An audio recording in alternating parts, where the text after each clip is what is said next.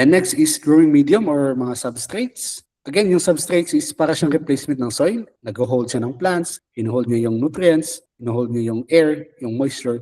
So yun po. Lalong-lalo na sa substrate-based hydroponics, siya talaga yung main player. Very important. But sa water-based naman is helpful lang siya, especially during initial establishment, pag seedlings. Kasi doon mo siya pinapalaki yung seedlings, initially doon siya kumukuha ng kailangan niya. Pero kapag lumaki na yung plants, direct na siyang kumukuha sa tubig kasi may access na siya doon. So yung roots niya is doon na magde-develop sa tubig and doon na siya kumukuha ng kailangan niya. So meron tayong mga coconut substrate, ito yung mga organic natin, yung coco husk, coco peat. So ito yung yung coco husk is ito yung bunot and then ginigiling, so may lumalabas na coco peat. Actually paggiling, paglabas niya is coco peat niya na unscreened yung tawag.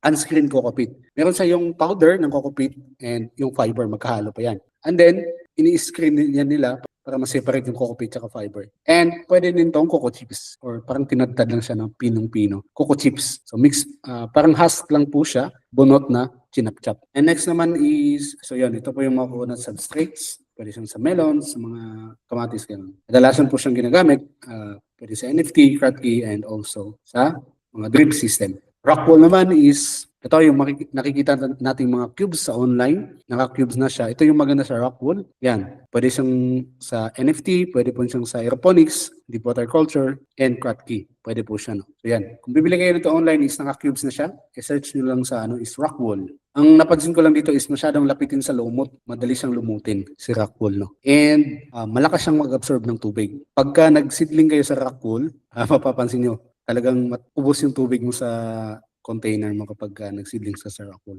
Kasi higupin niya. So yan po. And horticulture foams, ito po yung mga foams na tinatamnan ng boto din. Pwede sa Kratky, NFT, aeroponics, and deep water culture. And ang kagandahan ng foams is medyo mura siya. Mas mura siya kaysa sa Rockwool.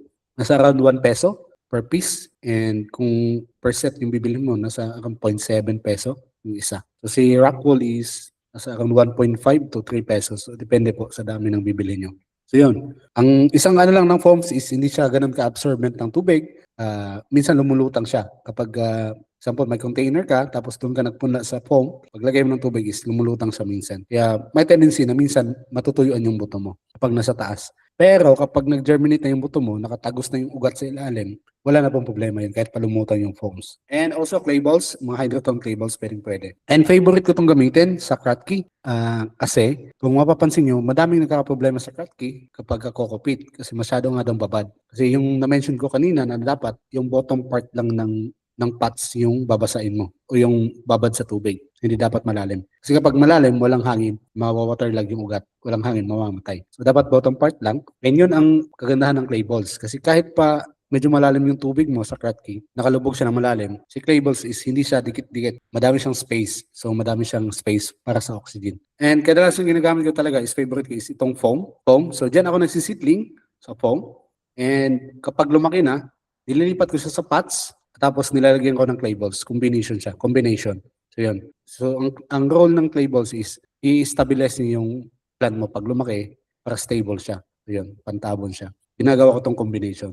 Ayan pa.